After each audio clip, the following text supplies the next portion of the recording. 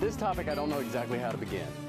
Is marijuana addictive? If someone's predisposed to addiction and then they get exposed to that chemical that then sends off the dopamine and helps that limbic system respond, certainly marijuana could become addictive. I think there's a clear consensus in the medical profession. There are lots of people out there who are using marijuana compulsively despite the fact that it's causing them problems in their lives.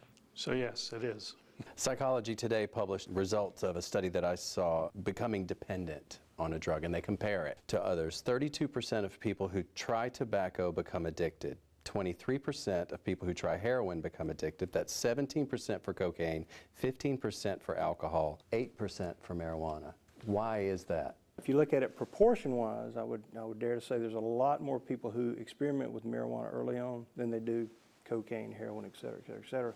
So if you extrapolate those percentages out, you'll see that there is a lot more people who are dependent or addicted on cannabis than the numbers would show. If you look at marijuana compared to alcohol, for example, alcohol withdrawal can be brutal, and other drugs withdrawal can kill a person. You know, marijuana, the most severe symptoms that are listed for marijuana withdrawal is mild irritability, or heavier irritability for some individuals. There is, in fact, cannabis withdrawal, including more than just slight irritability.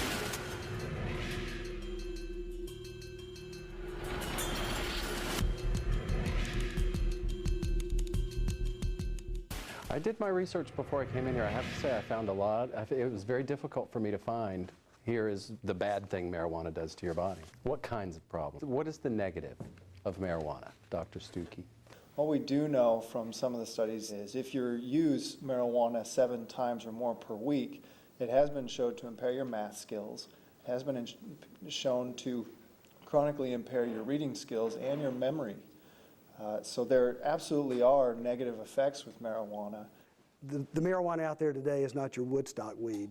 It's 15% more potent. Marijuana is known to have at least 66 cannabinoid-type substances. In December, the FDA approved a study for cannabidiol in use in a pediatric epileptic population as an anti-seizure medication. And we see families moving to Colorado specifically for this Charlotte's Web oil that contains the cannabidiol. They want to give their kids these medications not to get them high. The substances they're using don't have the THC. They have the potential beneficial chemicals.